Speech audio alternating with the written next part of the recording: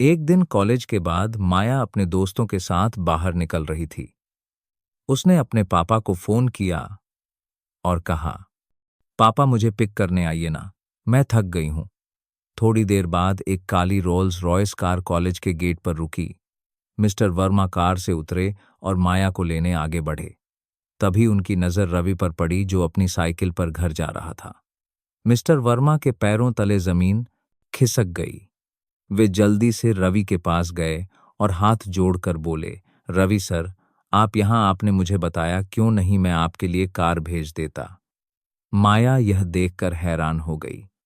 उसने अपने पापा से पूछा, पापा यह आप क्या कर रहे हैं? यह तो वह गरीब लड़का है ना जो हमारी क्लास में है। रवि ने मिस्टर वर्मा को चुपके से इशारा किया और कहा, अभी चुप रहिए, मैं अपना राज अभी नहीं खोलना चाहता, आप यहां से चले जाइए। मिस्टर वर्मा चुपचाप वापस कार में बैठ गए। लेकिन माया के दिल में एक सवाल उठने लगा, यह लड़का असल में कौन है? उसने अपने पापा से पूछा, पापा आपने उस लड़के के सामने क्यों हाथ जोड़े? वो कौन है? मिस्टर वर्मा ने कहा, माया अभी इसका वक्त नहीं है, तुम अपनी पढ़ाई पर ध्यान दो। लेकिन माया का मन नहीं माना। उसने रवि के बारे में जानने की ठान ली और फिर एक दिन मुंबई की सुबह धीरे धीरे जाग रही थी। सुबह के 9:00 सूरज की सुनहरी किरणें शहर के ऊंचे ऊंचे टावरों के बीच से छनकर राठौर हवेली के विशाल बगीचे में पड़ रही थी। यह हवेली कोलाबा के समुद्र तट के पास मुंबई के सबसे पॉश इलाकों में से एक में बनी थी। संगमरमर की दीवारें, सोने की किनारी वाले गेट और विदेशी फूलों से सजा बगीचा इसकी भव्यता की गवाही देता था। हवेली के सबसे ऊपरी कमरे में एक बड़े शीशे के सामने 28 साल का रवि राठौर खड़ा था। उसका चेहरा शांत था, लेकिन उसकी गहरी काली आंखों में एक उदासी थी जो उसके अंदर चल रही उथल पुथल को दर्शाती थी। उसने साधारण सफेद कुर्ता पायजामा पहना था जो उसकी अमीरी से बिल्कुल मेल नहीं खाता था। रवि के सामने एक पुरानी तस्वीर थी जिसमें उसके पिता स्वर्गीय प्रकाश राठौर मुस्कुराते हुए खड़े थे। प्रकाश ने अपने दम बार डांथे दो पायजामा पहना था, एक सामने करकात कर में बूथल पर राठौर इंडस्ट्रीज को देश की सबसे बड़ी कंपनियों में से एक बनाया था। उनकी मेहनत, लग्न और दूरदर्शिता ने कंपनी को नई ऊंचाइयों तक पहुंचाया था। लेकिन 2 साल पहले एक कार दुर्घटना ने उन्हें हमेशा के लिए छीन लिया। रवि ने तस्वीर को हाथ में लिया और उस पर उंगलियां फेरी जैसे वह अपने पिता की यादों को फिर से जीना चाहता हो। उसके पिता की एक बात बार बार उसके दिमाग में गूंज रही थी, रवि, लोग तुम्हारी दौलत और रुतबे को देखकर तुमसे प्यार करते हैं, लेकिन उनकी असली भावनाओं को जानने के लिए अपनी असलियत छुपा कर देखो। यह बात रवि के दिल में गहरे उतर चुकी थी। उसने अपने जीवन में देखा था कि लोग उसके पैसे, राठौर इंडस्ट्रीज के सीईओ के डूडस स्टेटस और उसकी हवेली के वैभव के पीछे भागते थे। कोई भी उसे उसकी सादगी, उसकी भावनाओं या उसके असली व्यक्तित्व के लिए नहीं जानता था। पापा, आप सही थे, रवि ने धीरे से कहा, जैसे वह तस्वीर से बात कर रहा हो। मैं यह जानना चाहता हूं कि लोग असल में कैसे होते हैं। मैं देखना चाहता हूं कि बिना मेरे नाम और दौलत के लोग मुझसे कैसा व्यवहार करते हैं। उसने ठान लिया था कि वह एक साधारण जिंदगी जीकर देखेगा ताकि वह दुनिया की सच्चाई को समझ सके। रवि ने मुंबई के सबसे प्रतिष्ठित कॉलेज एलिट बिजनेस अकादमी में मास्टर्स प्रोग्राम में दाखिला लिया। उसने अपनी असलियत को पूरी तरह से छुपाने का फैसला किया। वह साइकिल पर कॉलेज जाता, सस्ते कपड़े पहनता और एक गरीब लड़के की तरह रहता। उसने अपने ड्राइवरों, नौकरों और यहाँ तक कि अपने करीबी दोस्तों को भी इस राज को किसी से ना बताने की सख्त हिदायत दी थी। रवि ने अपने कमरे की अलमारी खोली और उसमें से एक पुराना सा बैग निकाला। उसने अपने डिजाइनर सूट, महंगे जूते और ब्रांडेड घड़ियों को एक तरफ रख दिया। उसने एक साधारण सी चप्पल पहनी और अपने आप को शीशे में देखा। उसकी आंखों में एक नई चमक थी, जैसे वह किसी बड़े मिशन की शुरुआत करने जा रहा हो। आज से मैं सिर्फ रवि हूं, उसने मुस्कुराते हुए कहा। ना कोई राठौर, ना कोई सीईओ, बस एक साधारण सा लड़का जो दुनिया की सच्चाई जानना चाहता है। उसने अपने बैग में कुछ किताबें और एक पुराना नोटबुक डाला जो उसने कॉलेज के लिए तैयार किया था। हवेली के बगीचे से गुजरते हुए उसने समुद्र की लहरों की आवाज सुनी। लहरों की आवाज ने उसे एक अजीब सी शांति दी, जैसे समुद्र उसे बता रहा हो कि उसका यह फैसला सही है। उसने अपनी साइकिल उठाई जो हवेली के गैरेज में धूल खा रही थी और उसे साफ किया। साइकिल पुरानी थी, लेकिन रवि के लिए यह उसकी नई जिंदगी का प्रतीक थी। हवेली के नौकरों ने उसे हैरानी से देखा। साहब, आप साइकिल पर कहाँ जा रहे हैं? एक नौकर ने पूछा। रवि ने हल्के से मुस्कुराते हुए कहा, बस थोड़ा घूमने जा रहा हूं। रामू, तुम किसी को कुछ मत बताना। रामू ने सिर हिलाया, लेकिन उसके चेहरे पर हैरानी थी। रवि ने साइकिल को सड़क पर उतारा और कॉलेज की ओर बढ़ गया। मुंबई की सड़कों पर सुबह की हलचल शुरू हो चुकी थी। रास्ते में लोग अपने कामों में व्यस्त थे। ऑटों की आवाजें, बसों के हॉर्न और सड़क किनारे चाय की दुकानों की चहल पहल ने रवि को एक नया अनुभव दिया। यह पहली बार था जब वह अपनी मर्सिडीज या बीएमडब्ल्यू के बजाय साइकिल पर शहर की सड़कों पर था। पसीना उसके माथे पर चमक रहा था, लेकिन उसके चेहरे पर एक संतुष्टि थी। एलिट बिजनेस अकादमी का गेट अब ज्यादा दूर नहीं था। रवि ने अपनी साइकिल को तेज किया। वह जानता था कि यह उसकी जिंदगी का एक नया अध्याय शुरू होने वाला था, लेकिन उसे यह नहीं पता था कि यह सफर उसे कहाँ ले जाएगा। क्या वह दुनिया की सच्चाई को समझ पाएगा, लोगों को ढूंढ पाएगा जो उसे उसके पैसे और रुतबे के बिना प्यार करेंगे? इन सवालों के जवाब उसे कॉलेज की दुनिया में मिलने वाले थे। मुंबई के बांद्रा इलाके में, जहां समुद्र की लहरें और शहरी चमक एक अनोखा मेल बनाते थे, वर्मा महल अपनी भव्यता में डूबा हुआ था। यह हवेली राठौर हवेली से किसी मायने में कम नहीं थी। इसके सोने की किनारी वाले विशाल गेट, संगमरमर की दीवारें और विदेशी फूलों से सजा बगीचा इसकी अमीरी की गवाही देता था। बगीचे में रंग बिरंगे फव्वारे दिन रात पानी की धार छोड़ते थे और महल के हर कोने में वैभव की झलक दिखती थी। इस महल में रहती थी 24 साल की माया वर्मा, एक ऐसी लड़की जिसकी खूबसूरती किसी को भी मोह लेती थी। उसके लंबे काले रेशमी बाल हवा में लहराते थे और उसकी गहरी भूरी आंखें किसी का भी ध्यान खींच लेती थी। लेकिन इस खूबसूरती के पीछे एक कमी थी, उसका घमंड, जो उसके व्यक्तित्व का सबसे बड़ा हिस्सा बन चुका था। माया वर्मा कॉरपोरेशन के मालिक राजेश वर्मा की सबसे बड़ी बेटी थी। वर्मा कॉरपोरेशन देश की जानी मानी कंपनियों में से एक थी, जो टेक्सटाइल, रियल एस्टेट और टेक्नोलॉजी के क्षेत्र में काम करती थी। माया को अपने पैसे, रुतबे और स्टेटस पर बहुत गर्व था।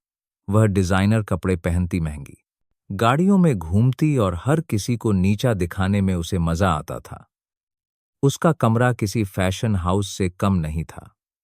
अलमारी में पेरिस, मिलान और न्यूयॉर्क से मंगवाए गए डिजाइनर लहंगे, साड़ियां और गाउन थे। उसकी हर चीज में वैभव झलकता था, लेकिन उसके दिल में खालीपन था जो वह किसी से जाहिर नहीं करती थी। माया का बचपन वैभव में बीता था। उसे हर चीज सबसे अच्छी मिली, बड़े बड़े स्कूल, विदेशी छुट्टियां और हर वह सुख सुविधा जो पैसा खरीद सकता था। लेकिन उसके पिता राजेश वर्मा हमेशा अपने बिजनेस में व्यस्त रहते थे। उन्होंने माया और उसकी छोटी बहन 20 साल की कृति को कभी वह प्यार और समय नहीं दिया जो एक बच्चा अपने माता पिता से चाहता है। माया की मां शालिनी भी सामाजिक आयोजनों और चैरिटी गालाओं में व्यस्त रहती थी। इस प्यार की कमी ने माया को कठोर बना दिया था। उसने अपने दिल के खालीपन को अपने घमंड से भरने की कोशिश की। वह सोचती थी कि अगर वह सबसे ऊपर रहे, अगर वह हर किसी से बेहतर दिखे, तो कोई उसकी कमजोरी नहीं देख पाएगा। कृति, आज मुझे कॉलेज में सबसे अलग दिखना है, माया ने अपने कमरे में तैयार होते हुए कहा। उसका कमरा एक शाही महल जैसा था। बड़े बड़े शीशे, क्रिस्टल झूमर और गुलाबी रेशम के पर्दे। उसने अपनी अलमारी से एक डिजाइनर लहंगा चुना जिसे उसने पिछले हफ्ते पेरिस फैशन वीक से मंगवाया था। लहंगे की कारीगरी इतनी बारीक थी कि हर धागा उसकी अमीरी की कहानी कहता था। उसने अपने बालों को खुला छोड़ा और हीरे की बालियां पहनी। शीशे में खुद को देखकर वह मुस्कुराई। हाँ कृति, यह मेरा कॉलेज है और मैं यहाँ की रानी हूँ। कृति, जो माया की छोटी बहन थी, ने हंसते हुए कहा, दीदी तुम तो हमेशा सबसे अलग दिखती हो। एलिट बिजनेस अकादमी में कोई तुमसे टक्कर नहीं ले सकता। कृति भी माया की तरह घमंडी थी, लेकिन उसमें माया जैसी चालाकी नहीं थी। वह अपनी दीदी की हर बात मानती थी और उसे अपनी आदर्श मानती थी। कृति ने एक नीले रंग का डिजाइनर सूट चुना जो उसने लंदन से मंगवाया था। दोनों बहनें अपने ड्राइवर को बुलाने के लिए तैयार थी। उनकी काली रोल्स रॉयस गैरेज में चमक रही थी और ड्राइवर ने उसे गेट तक लाने की तैयारी शुरू कर दी। माया ने अपने कमरे की बालकनी से समुद्र की ओर देखा। बांद्रा का समुद्र तट सुबह की धूप में चमक रहा था। उसने एक गहरी सांस ली और सोचा, यह मेरा शहर है और मैं इसकी रानी हूं। लेकिन उसके मन में एक हल्की सी बेचैनी थी। उसे लगता था कि उसके पास सब कुछ है, फिर भी कुछ कमी है। वह इस कमी को समझ नहीं पाती थी, लेकिन उसे दबाने के लिए उसने अपने घमंड को और मजबूत कर लिया। कॉलेज का पहला दिन था और माया अपने दोस्तों के साथ वहां रानी की तरह पहुंचना चाहती थी। उसने अपने दोस्तों रिया, तान्या और सिया को मैसेज किया कि वह गेट पर मिले।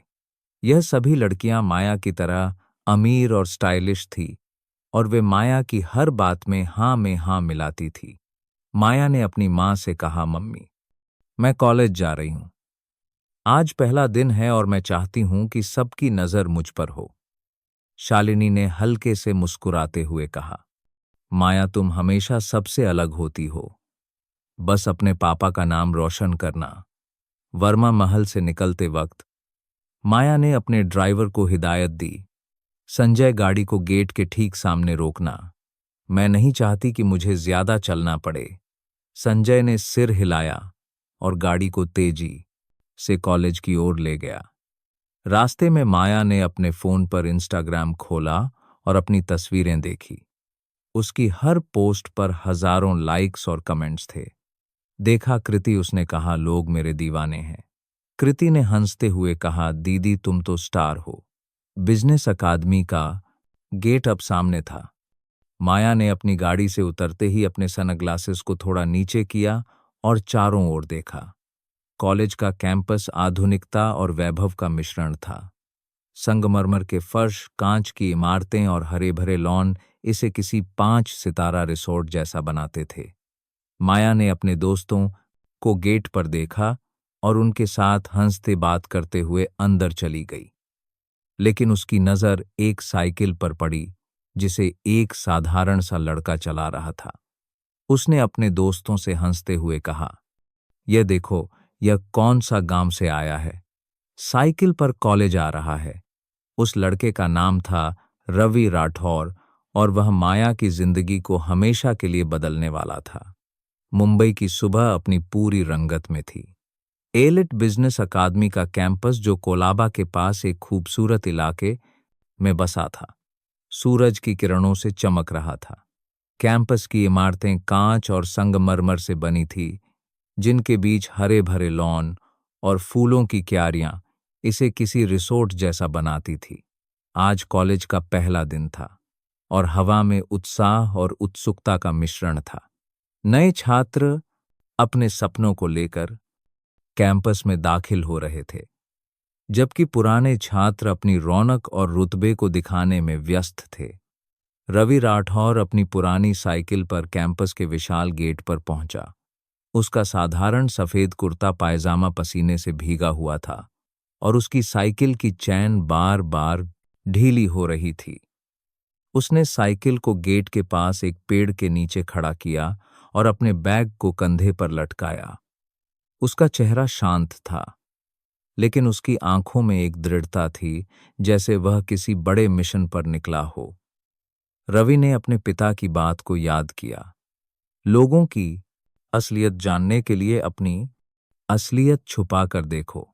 वह इस मिशन पर था, यह देखने के लिए कि लोग उसे उसके पैसे और रुतबे के बिना कैसे देखते हैं। कैंपस के गेट पर माया वर्मा अपने दोस्तों रिया, तान्या और सिया के साथ खड़ी थी। उसने अपने डिजाइनर सनग्लासेस को थोड़ा नीचे किया और रवि लाइक दोस बॉर संबी को देखकर हंसते हुए कहा, यह देखो, यह कौन सा गांव से आया है, साइकिल पर कॉलेज आ रहा है, और कपड़े तो देखो बिल्कुल बाजार से उठाए हुए। उसकी आवाज में तंज था और उसके दोस्तों ने जोर जोर से हंसना शुरू कर दिया। रिया ने चुटकी लेते हुए कहा, माया, शायद इसे गलती से यहां एडमिशन मिल गया है। यह तो किसी ढाबे पर काम करने वाला लगता है। तान्या ने हंसते हुए जोड़ा, हाँ, साइकिल तो देखो, लगता है दादाजी की है। रवि ने यह सब सुन लिया। उसका दिल थोड़ा सा चुभा, लेकिन उसने अपने चेहरे पर कोई भाव नहीं आने दिया। उसने अपनी साइकिल को चुपचाप ताला लगाया और कैंपस की ओर बढ़ गया। उसके मन में एक विचार कौंधा, यही लोग हैं जिनकी असलियत मुझे देखनी है। माया, तुम्हारा यह तंज मुझे नहीं रोक सकता। वह जानता था कि उसका राठौर इंडस्ट्रीज का सीईओ होने का राज अभी छुपा रहना चाहिए। उसने अपने कदम तेज किए और अपनी पहली क्लास की ओर बढ़ गया। क्लासरूम में प्रवेश करते ही रवि ने देखा कि कमरा आधुनिक तकनीक से सुसज्जित था। प्रोजेक्टर, डिजिटल बोर्ड और आरामदायक कुर्सियां इसे किसी कॉरपोरेट बोर्ड रूम जैसा बनाती थी। रवि ने सबसे पीछे की बेंच चुनी, जहां वह चुपचाप बैठकर अपने नोट्स तैयार कर सकता था। उसने अपना पुराना नोटबुक निकाला और पेन से कुछ लिखना शुरू किया। तभी माया अपने दोस्तों के साथ आगे की बेंच पर आकर बैठी। उसने पीछे मुड़कर रवि को देखा और अपने दोस्तों से हंसते हुए कुछ कहा। रवि ने उसकी हरकत को नजरअंदाज किया और अपने काम में व्यस्त रहा। प्रोफेसर गुप्ता, जो अपने सख्त स्वभाव और गहरे ज्ञान के लिए जाने जाते थे, ने क्लास शुरू की। उन्होंने सभी नए छात्रों का स्वागत किया और मास्टर्स प्रोग्राम के कोर्स के बारे में बताया। यह प्रोग्राम आपकी बुद्धिमत्ता, मेहनत और नेतृत्व क्षमता की परीक्षा लेगा। उन्होंने कहा, यहां सिर्फ किताबी ज्ञान से काम नहीं चलेगा। आपको असल दुनिया की समस्याओं का समाधान करना होगा। रवि ने ध्यान से सुना। वह जानता था कि उसकी बिजनेस की समझ राठौर इंडस्ट्रीज को चलाने के अनुभव से आई थी, लेकिन वह इसे जाहिर नहीं करना चाहता था। माया, जो आगे की बेंच पर बैठी थी, बार बार पीछे मुड़कर रवि को देख रही थी। उसने अपनी दोस्त सिया से धीरे से कहा, यह लड़का इतना शांत क्यों है? लगता है डर गया है। सिया ने हंसते हुए जवाब दिया, माया, इसे शायद कुछ आता ही नहीं, बस यूं ही एडमिशन मिल गया होगा। माया ने अपनी सनग्लासेस उतारी और एक ठंडी मुस्कान के साथ कहा, चलो देखते हैं यह कितने दिन टिकता है। क्लास के बाद रवि कैंपस के लॉन में एक पेड़ के नीचे बैठा अपनी किताब पढ़ रहा था। माया और उसके दोस्त वहां से गुजरे। माया ने उसे देखकर फिर तंज कसा, साइकिल वाले, यहां किताबें पढ़ने से कुछ नहीं होगा। तुम्हें तो किसी ढाबे पर काम करना चाहिए। उसके दोस्तों ने फिर हंसी का ठहाका लगाया। रवि ने किताब से नजर उठाई, माया को एक पल के लिए देखा और फिर वापस अपनी किताब में डूब गया। उसकी चुप्पी ने माया को थोड़ा असहज कर दिया। उसने सोचा, यह लड़का इतना शांत क्यों है? क्या यह वाकई इतना कमजोर है या इसमें कुछ और है? लॉन में बैठे रवि के मन में विचारों का तूफान चल रहा था। वह सोच रहा था, माया, तुम्हें लगता है कि तुम मुझे नीचा दिखा सकती हो, लेकिन मैं यहां तुम्हारी असलियत देखने आया हूं। तुम्हारा यह घमंड एक दिन तुम्हें ही भारी पड़ेगा। उसने अपने पिता की तस्वीर को याद किया और खुद से कहा, पापा, मैं आपका सबक नहीं भूलूंगा। मैं यह देखूंगा कि लोग असल में कैसे हैं। तभी एक लड़का, रोहन मेहरा, रवि के पास आया। रोहन कॉलेज का एक और नया छात्र था जो मध्यम वर्गीय परिवार से था। उसने रवि से कहा, तू माया की बातों को क्यों सुन रहा है, जवाब दे उसको। रवि ने मुस्कुराकर कहा, रोहन, जवाब देने का वक्त आएगा। अभी मैं सिर्फ यह देखना चाहता हूं कि लोग असल में क्या है। रोहन ने हैरानी से उसे देखा, लेकिन उसकी सादगी से प्रभावित हुआ। उसने कहा, तू अलग है। रवि, चल कैंटीन चलते हैं। रवि ने अपनी किताब बंद की और रोहन के साथ कैंटीन की ओर बढ़ गया। वह जानता था कि यह सिर्फ शुरुआत थी। माया और उसके दोस्तों का तंज, कॉलेज का नया माहौल और उसकी छुपी हुई असलियत, यह सब एक बड़े तूफान का संकेत था। लेकिन रवि तैयार था। वह यह देखना चाहता था कि इस तूफान में कौन उसके साथ खड़ा होगा और कौन उसे गिराने की कोशिश करेगा। एलिट बिजनेस अकादमी का पहला हफ्ता चल रहा था और कैंपस में नए छात्रों का उत्साह अपने चरम पर था। सुबह की धूप कैंपस के कांच की इमारतों पर पड़ रही थी, जिससे पूरा माहौल चमक रहा था। रवि राठौर अपनी सादगी भरे कुर्ता पायजामा में कॉलेज की कैंटीन में एक कोने की मेज पर बैठा था। उसके सामने एक साधारण सी थाली थी। 2 रोटियां, आलू की सूखी सब्जी और एक छोटा सा कटोरा दाल। उसने अपने पुराने बैग को बगल में रखा था और चुपचाप खाना खा रहा था। उसकी नजरें थाली पर थी, लेकिन उसका दिमाग अपने मिशन पर केंद्रित था। लोगों की असलियत को समझने का मिशन। कैंटीन में हलचल थी। छात्र अपने बोठा से आसा कान दोस्तों के साथ हंसते बात करते हुए खाना खा रहे थे। कैंटीन की दीवारों पर रंग बिरंगे पोस्टर लगे थे जो कॉलेज के आगामी बिजनेस फेस्ट की जानकारी दे रहे थे। रवि ने एक पोस्टर पर नजर डाली जिसमें लिखा था, अपने बिजनेस आइडिया को दुनिया के सामने लाओ। उसने सोचा, यह एक मौका हो सकता है, लेकिन अभी मुझे अपनी असलियत छुपाए रखनी है। तभी माया वर्मा अपने दोस्तों रिया, तान्या और सिया के साथ कैंटीन में दाखिल हुई। उसने एक डिजाइनर टॉप और जीन्स पहनी थी और उसके कंधे पर एक महंगा हैंडबैग लटक रहा था। उसकी चाल में एक रब था, जैसे वह कैंटीन की मालकिन हो। उसने अपने सनग्लासेस को थोड़ा नीचे किया और रवि को कोने में बैठा देखा। एक ठंडी मुस्कान उसके चेहरे पर उभरी। वह अपने दोस्तों के साथ रवि की मेज के पास पहुंची और जोर से हंसते हुए बोली, देखो, यह गरीब लड़का यहां बैठा है।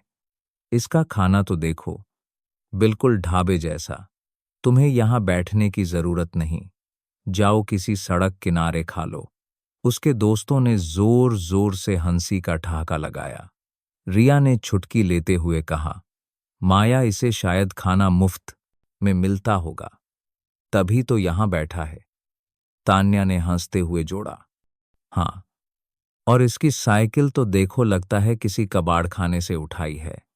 कैंटीन में मौजूद कुछ अन्य छात्र भी उनकी बात सुनकर हंसने लगे। रवि ने अपनी थाली से नजर उठाई और माया को एक पल के लिए देखा। उसका दिल चुभा, लेकिन उसने अपने चेहरे पर कोई भाव नहीं आने दिया। वह जानता था कि यह वही लोग हैं जिनकी असलियत वह देखना चाहता है। उसने अपने पिता की बात को याद किया, लोग तुम्हारी दौलत को देखकर तुमसे प्यार करते हैं।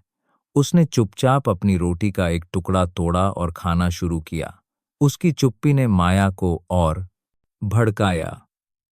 उसने कहा, क्या बात है, साइकिल वाले बोलते क्यों नहीं डर गए?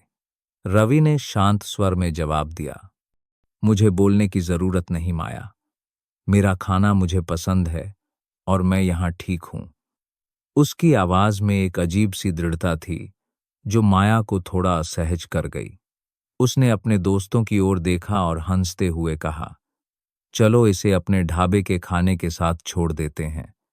वह अपनी मेज की ओर बढ़ गई, लेकिन उसकी आंखों में एक हल्की सी बेचैनी थी।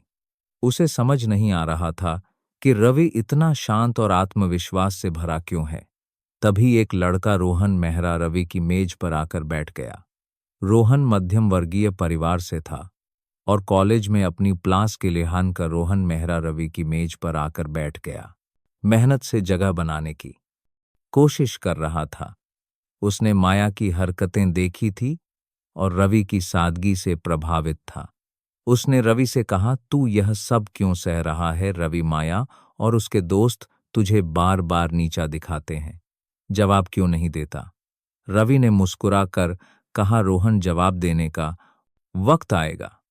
अभी मैं यह देखना चाहता हूं कि लोग असल में कैसे हैं। माया का यह तंज उसका घमंड दिखाता है, लेकिन मुझे इससे फर्क नहीं पड़ता। मैं यहां अपनी सच्चाई जानने आया हूं। रोहन ने हैरानी से रवि को देखा। उसने कहा, तू अलग है यार, तुझमें कुछ तो खास है। चल कुछ और खाना मंगवाते हैं। रवि ने हल्के से हंसते हुए कहा, नहीं रोहन, यह खाना मेरे लिए काफी है, लेकिन तेरा साथ अच्छा लगा। दोनों ने बातें शुरू की। रोहन ने बताया कि वह एक छोटे से शहर से है और स्कॉलरशिप के दम पर इस कॉलेज में पढ़ रहा है। रवि ने उसकी मेहनत की तारीफ की, लेकिन अपनी असलियत नहीं बताई। वह दोनों पर तारीफ की दूज जानता था कि अगर रोहन को पता चला कि वह राठौर इंडस्ट्रीज का सीईओ है, तो शायद उसका व्यवहार भी बदल जाए। कैंटीन में बैठे बैठे रवि ने माया को दूर अपनी मेज पर देखा। वह अपने दोस्तों के साथ हंस रही थी, लेकिन उसकी नजर बार बार रवि की ओर जाया रही थी। रवि ने सोचा, माया, तुम्हें लगता है कि तुम मुझे नीचा दिखा सकती हो, लेकिन मैं यहां तुम्हारा असली चेहरा देखने आया हूं। उसने अपनी थाली खत्म की और अपने बैग को कंधे पर लटकाया। रोहन ने कहा, चल अगली क्लास के लिए चलते हैं। प्रोफेसर साइकिल को ताला लगाकर रवि और रोहन क्लास की ओर बढ़ गए। रास्ते में रोहन ने पूछा, तू इतना शांत कैसे रहता है? रवि, मैं होता तो माया को दो चार सुनाकर चुप करा देता। रवि ने हल्के से मुस्कुराया और कहा, हर चीज का एक वक्त होता है, मैं बस उस वक्त का इंतजार कर रहा हूं। उसके मन में एक बात बार बार गूंज रही थी, उसके पिता की सलाह, लोगों की असलियत तब पता चलती है जब तुम्हारी सच्चाई छुपी हो। रवि जानता था कि माया का घमंड उसकी असलियत को छुपा रहा है और वह उस घमंड के पीछे की सच्चाई को जानना चाहता था, लेकिन अभी के लिए वह चुप रहा। उसने अपने बैग में किताब डाली और क्लास की ओर बढ़ गया, यह सोचते हुए कि यह सफर अभी शुरू हुआ है और आगे बहुत कुछ होने वाला है। एलिट बिजनेस अकादमी में पहला सेमेस्टर अपने चरम पर था। कैंपस में बिजनेस फेस्ट की तैयारियां जोर शोर से चल रही थी और हर तरफ उत्साह का माहौल था। दीवारों पर रंग बिरंगे पोस्टर लगे थे और छात्र अपने अपने प्रोजेक्ट्स और स्टॉल्स की योजना बना रहे थे। रवि राठौर अपनी सादगी भरे कुर्ता पायजामा में कॉलेज की लाइब्रेरी में बैठा एक किताब पढ़ रहा था। उसका पुराना बैग बगल में रखा था और उसकी नजरें किताब के पन्नों पर थी, लेकिन उसका दिमाग अपने मिशन पर केंद्रित था, लोगों की असलियत को समझने का मिशन।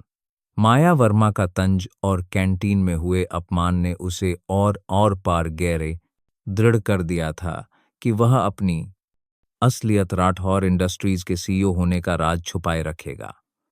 उसी दिन प्रोफेसर गुप्ता, जो अपने सख्त स्वभाव और गहरे बिजनेस ज्ञान के लिए जाने जाते थे, ने क्लास में एक महत्वपूर्ण घोषणा की। आप सभी को एक ग्रुप प्रोजेक्ट पर काम करना होगा, उन्होंने कहा। उनकी आवाज में गंभीरता थी। यह प्रोजेक्ट कॉलेज के वार्षिक बिजनेस फेस्ट का हिस्सा है। आपको एक वास्तविक कंपनी की समस्याओं का विश्लेषण करके समाधान प्रस्तुत करना होगा। यह आपकी बुद्धिमत्ता, टीम वर्क और नेतृत्व क्षमता की परीक्षा है। क्लास में सन्नाटा छा गया। प्रोफेसर ने ग्रुप्स की लिस्ट पढ़ी और संयोग से रवि और माया एक ही ग्रुप में थे। माया ने यह सुनते ही प्रोफेसर की ओर देखा और नाराजगी भरे स्वर में कहा, सर, मुझे इस साइकिल वाले लड़के के साथ क्यों काम करना पड़ रहा है? मैं अकेले ही प्रोजेक्ट को बेहतर कर सकती हूं। प्रोफेसर गुप्ता ने अपने चश्मे की नोक को ठीक करते हुए जवाब दिया, माया, यह प्रोजेक्ट टीम वर्क का हिस्सा है। तुम्हें रवि और बाकी ग्रुप के साथ काम करना होगा। कोई बहाना नहीं चलेगा। माया ने गुस्से से होंठ सिकोए और अपनी बेंच पर वापस बैठ गई। उसने रवि की ओर देखा, जो पीछे की बेंच पर चुपचाप बैठा था, और मन ही मन सोचा, यह लड़का मेरे प्रोजेक्ट को बर्बाद कर देगा। पहली ग्रुप मीटिंग लाइब्रेरी में तय हुई। रवि समय पर पहुंच गया, अपने पुराने नोटबुक और कुछ प्रिंट आउट्स के साथ। ग्रुप में माया, रवि, रोहन मेहरा और दो अन्य छात्र संजना और विक्रम थे। माया ने मीटिंग शुरू होते ही कमान संभाल ली। कहा, मैं इस प्रोजेक्ट की लीडर हूं। तुम लोग बस मेरी बात सुनो और जो मैं कहती हूं वही करो, खासकर तुम साइकिल वाले। उसने रवि की ओर तंज भरे लहजे में कहा, तुम जैसे गरीब लड़के को ज्यादा दिमाग लगाने की जरूरत नहीं। रवि ने चुपचाप सिर हिलाया और अपने नोट्स निकाले।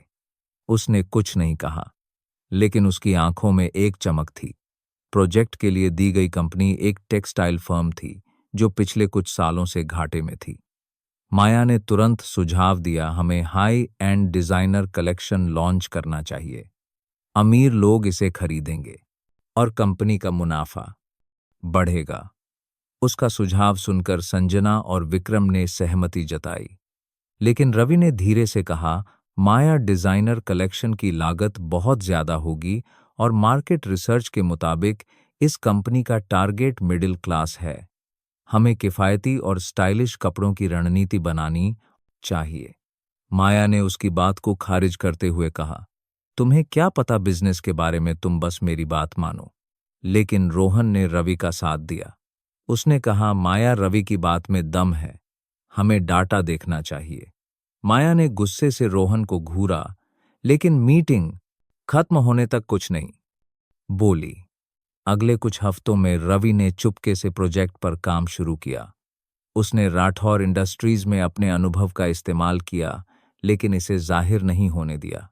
उसने मार्केट रिसर्च किया, ग्राहकों की जरूरतों का विश्लेषण किया और एक ऐसी रणनीति बनाई जो किफायती कपड़ों पर आधारित थी। उसने डाटा के साथ एक प्रेजेंटेशन तैयार किया और ग्रुप को दिखाया। माया ने पहले तो उसका मजाक उड़ाया, लेकिन जब प्रोफेसर गुप्ता ने प्रोजेक्ट की समीक्षा की तो उन्होंने रवि की रणनीति की तारीफ की। यह रणनीति व्यवहारिक और डाटा आधारित है। उन्होंने कहा, जिसने भी इसे बनाया उसने गहरी समझ दिखाई है। बिजनेस फेस्ट के दिन ग्रुप ने अपनी प्रेजेंटेशन दी। रवि ने शांत और आत्मविश्वास से अपनी रणनीति प्रस्तुत की, जबकि माया ने केवल डिजाइनर कलेक्शन के आइडिया को चमकाने की कोशिश की। जजों ने रवि पर ने शांत और आत्मविश्वास से अपनी रणनीति प्रस्तुत की रणनीति को सबसे ज्यादा अंक दिए और ग्रुप को पहला पुरस्कार मिला। माया हैरान थी। उसने पहली बार रवि को गौर से देखा। उसकी सादगी, उसकी बुद्धिमत्ता और उसका आत्मविश्वास उसे अजीब सा आकर्षक लगने लगा। फेस्ट के बाद माया ने रवि को एक कोने में बुलाया। उसने कहा, तुमने यह कैसे किया? तुम तो बस एक साधारण लड़के हो। रवि ने मुस्कुराकर जवाब दिया, माया, बिजनेस दिल और दिमाग से चलता है, ना कि पैसे और रुतबे से। उसकी बात ने माया के दिल को छू लिया। पहली बार उसे अपने घमंड पर शक हुआ। उसने सोचा, शायद यह लड़का उतना साधारण नहीं है जितना दिखता है। लेकिन माया का घमंड अभी पूरी तरह नहीं गया था। वह रवि के प्रति आकर्षित तो थी, लेकिन उसे लगता था कि वह उससे बेहतर है। उसने मन ही मन सोचा, मैं देखूंगी कि यह लड़का कितना टिकता है। रवि ने उसकी आंखों में देखा और मुस्कुराया। वह जानता था कि माया का यह रवैया उसकी असलियत को छुपा रहा है और वह उस असलियत को जानना चाहता था। एलिट बिजनेस अकादमी का वार्षिक बिजनेस फेस्ट कैंपस को रंग बिरंगी रोशनी और उत्साह से भर देता था। कैंपस के मुख्य लॉन में स्टॉल्स लगे थे, जहां छात्र अपने बिजनेस आइडियाज और प्रोजेक्ट्स प्रदर्शित कर रहे थे। हवा में खाने की खुशबू, हंसी मजाक की आवाजें और म्यूजिक का शोर एक उत्सव का माहौल बना रहा था। रवि राठौर अपने साधारण कुर्ता पायजामा में एक छोटे से स्टॉल के पीछे खड़ा था। उसने अपने हाथ से बने कार्ड्स एंड गिफ्ट्स का स्टॉल लगाया था, जो सादगी और रचनात्मकता का अनोखा मिश्रण था। प्रत्येक कार्ड पर उसने छोटे छोटे दिल को छू लेने वाले प्यार भरे संदेश लिखे थे। उसका स्टॉल बाकी चमक, दमक वाले स्टॉल्स के बीच अलग दिख रहा था और यही उसकी खासियत थी। रवि का मकसद पैसे कमाना नहीं था। वह अपने इस स्टॉल के जरिए लोगों की भावनाओं को समझना चाहता था। उसने अपने पिता की सलाह को याद किया। लोगों की असलियत तब पता चलती है जब तुम उनकी भावनाओं को छूते हो। रवि ने एक खास कार्ड बनाया था जिसे उसने माया वर्मा के लिए रखा था। कार्ड पर लिखा था, तुम्हारी मुस्कान मेरी सबसे बड़ी जीत है। उसने इसे सावधानी से एक लिफाफे में रखा और अपने बैग में छुपा लिया। माया वर्मा अपने डिजाइनर लहंगे में फेस्ट की रानी की तरह चमक रही थी। उसका stall high and fashion product से सजा था, जो उसकी अमीरी और स्टाइल को दर्शाता था। उसके दोस्त रिया, तान्या और सिया उसके स्टॉल पर भीड़ जुटाने में मदद कर रहे थे। माया की नज़र बार बार रवि के स्टॉल की ओर जा रही थी। ग्रुप प्रोजेक्ट की जीत के बाद से उसके मन में रवि के लिए एक अजीब सा आकर्षण जागा था। उसकी सादगी, बुद्धिमत्ता और आत्मविश्वास ने उसे प्रभावित किया था, लेकिन उसका घमंड अभी भी उसे यह स्वीकार करने से रोक रहा था। फेस्ट के दूसरे दिन माया अपने दोस्तों के साथ रवि के स्टॉल पर पहुंची। उसने हंसते हुए कहा, साइकिल वाले, यह क्या बेच रहे हो? यह कार्ड्स तो बच्चों के खिलौने जैसे लगते हैं। रिया ने हंसते हुए जोड़ा, माया, इसे लगता है कि लोग इसे खरीद लेंगे। रवि ने शांत स्वर में जवाब दिया, माया, यह कार्ड्स दिल से बनाए गए हैं। इन्हें खरीदने के लिए दिल चाहिए, ना कि पैसा। उसकी बात में एक सच्चाई थी जो माया को थोड़ा असहज कर गई। उसने एक कार्ड उठाया और उस पर लिखा संदेश पढ़ा। सच्चाई वही है जो दिल को छू जाए। उसकी आंखें थोड़ी नम हो गई, लेकिन उसने जल्दी से अपने भाव छुपाए। शाम ढलते ही फेस्ट का मुख्य आयोजन शुरू हुआ।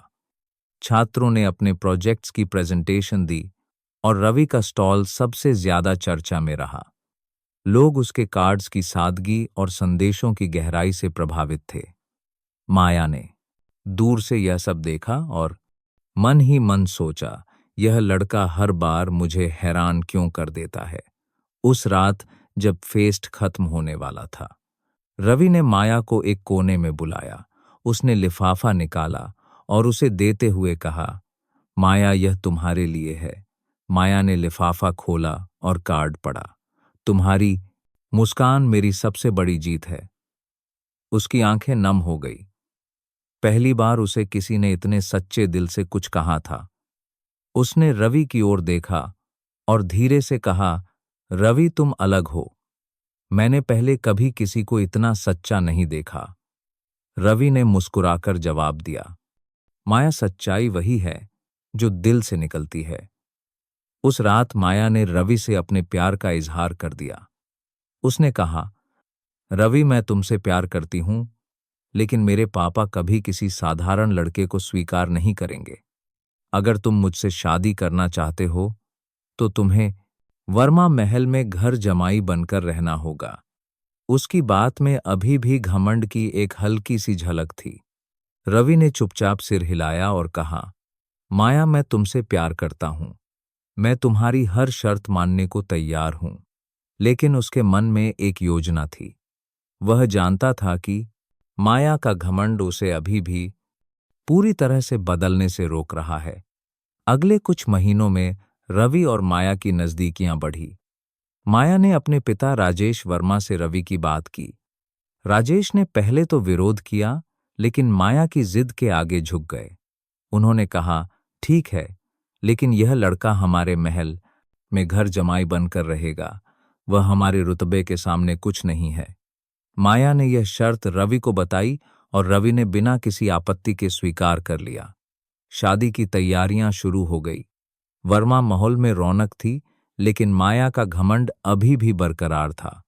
उसने रवि से कहा, तुम मेरे घर में रहोगे तो मेरी बात माननी होगी।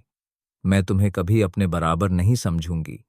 रवि ने मुस्कुराकर जवाब दिया, माया, मैं तुम्हारा प्यार चाहता हूं, ना कि बराबरी। उसकी बात ने माया को थोड़ा सोचने पर मजबूर कर दिया, लेकिन उसका घमंड अभी भी हावी था। फेस्ट के बाद रवि और माया की शादी की खबर पूरे कॉलेज में फैल गई।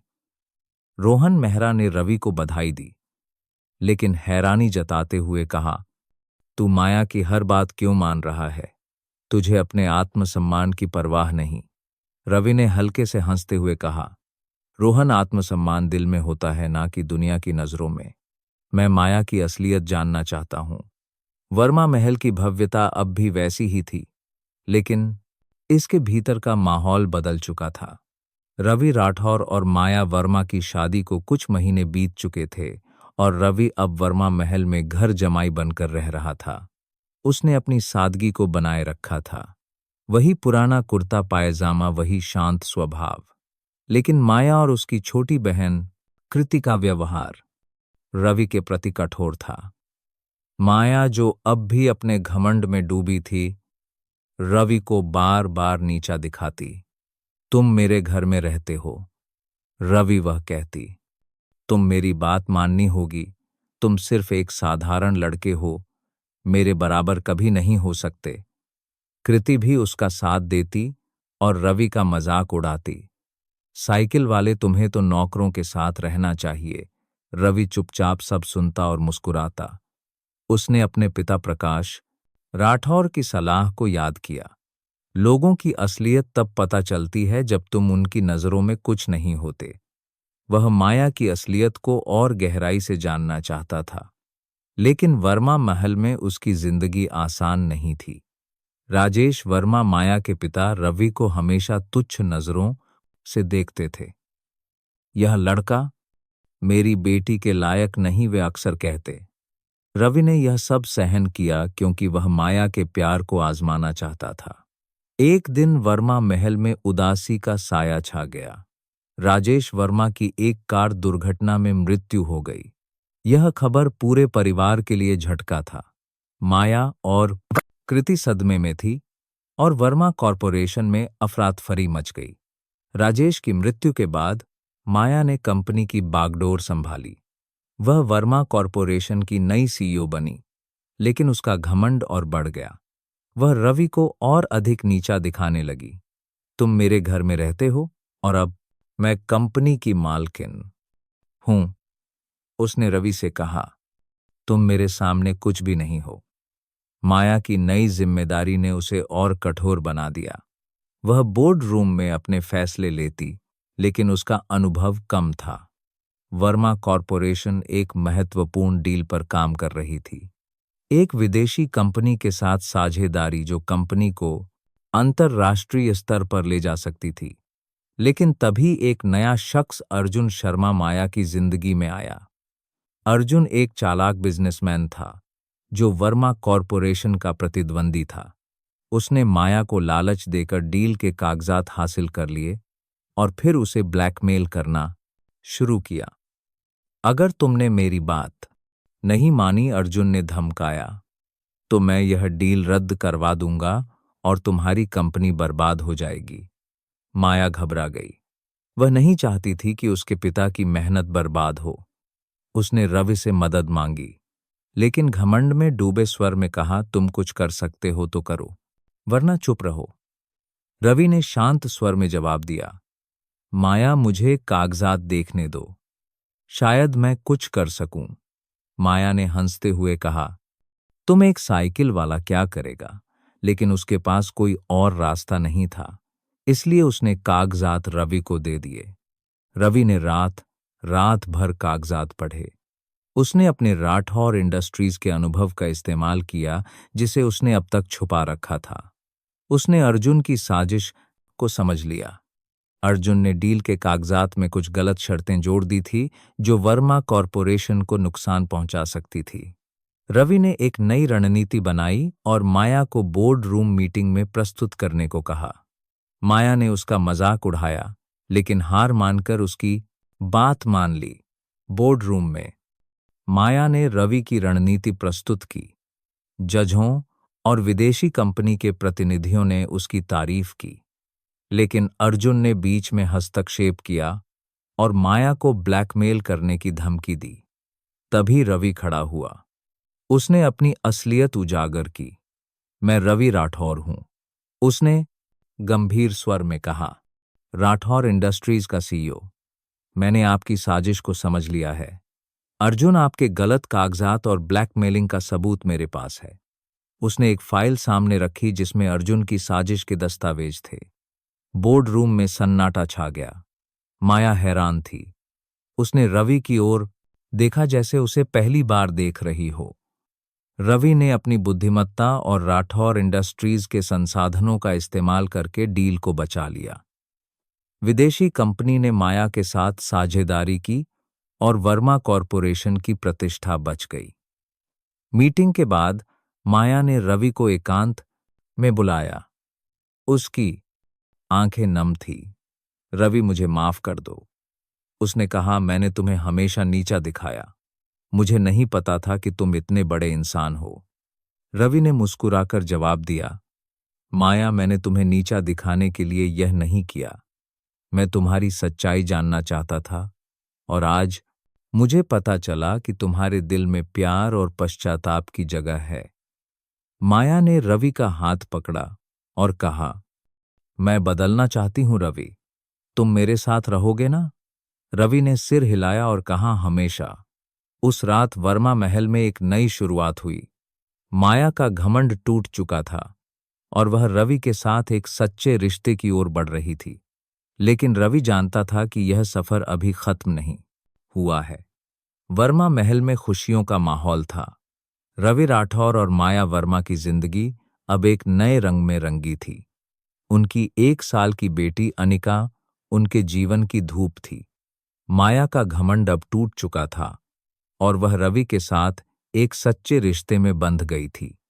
रवि की सच्चाई, राठौर इंडस्ट्रीज के सीईओ होने का खुलासा ने न केवल वर्मा कॉरपोरेशन को बचाया था, बल्कि माया के दिल को भी जीत लिया था। दोनों अब एक दूसरे के साथ कंधे से कंधा मिलाकर चल रहे थे। वर्मा महल की दीवारों में अब हंसी और प्यार की गूंज थी, लेकिन यह शांति ज्यादा दिन तक टिकने वाली नहीं थी।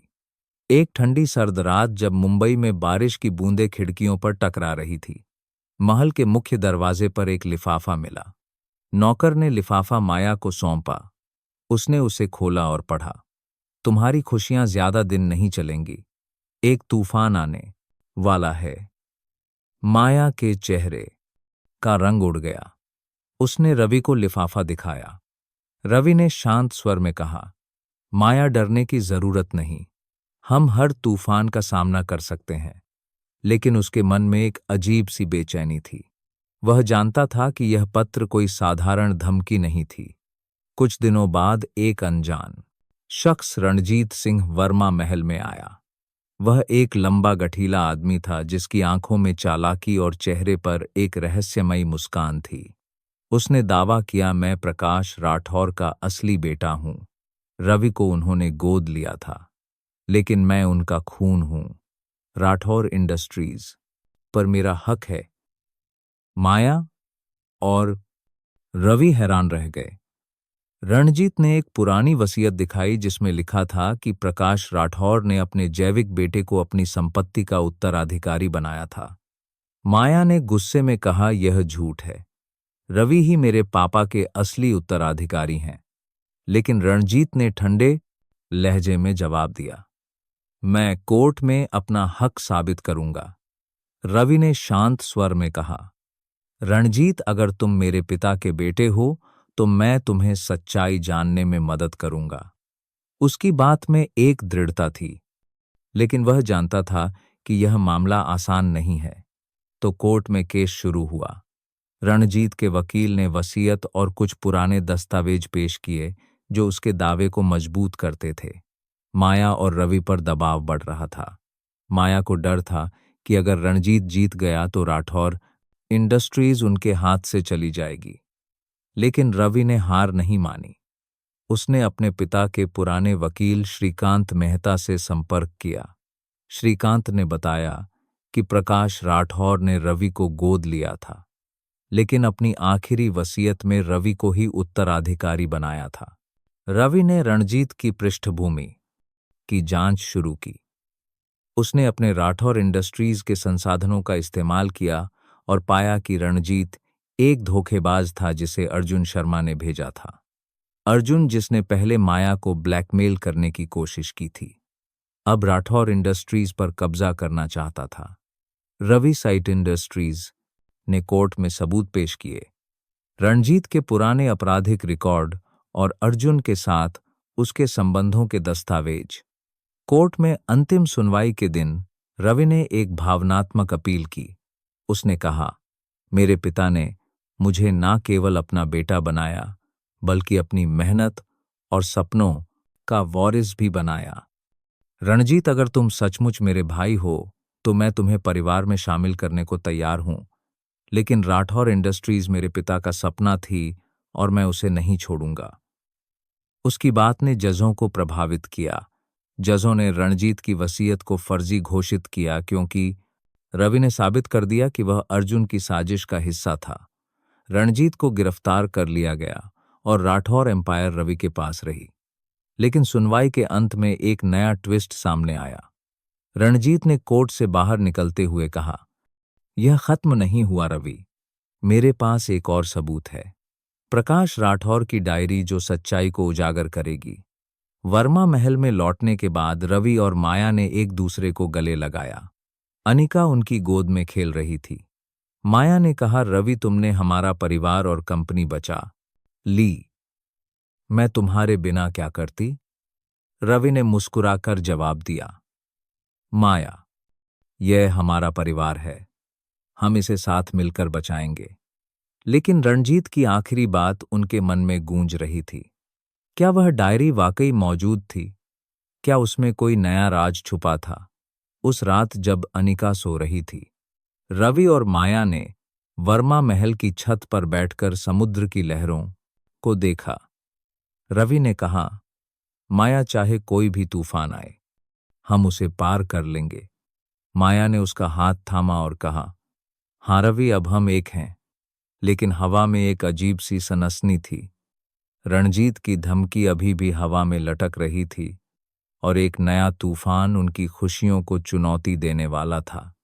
दोस्तों, अगर आप लोग इसी तरह की और भी कहानी सुनना चाहते हो तो कृपया करके इस चैनल को सब्सक्राइब करो और कमेंट बॉक्स में आप जरूर लिखना नेक्स्ट वीडियो। कमेंट बॉक्स में आपको क्या लिखना है नेक्स्ट वीडियो, जिससे कि मुझे मोटिवेशन मिलेगा और मैं आपको अगला बहुत ही अच्छा वीडियो लेकर के आऊंगा। धन्यवाद। आप सब यह कहानी कहां से सुन रहे हैं, हमें कमेंट में जरूर बताइए। आपको यह कहानी कैसी लगी? दुआ है कि आप सब जहां भी रहें हमेशा खुश, स्वस्थ और सुरक्षित रहें। अगर आपके पास भी कोई ऐसी ही दिलचस्प कहानी है तो हमारे साथ जरूर साझा करें, ताकि हम सब मिलकर उसे सुन और पढ़ सकें।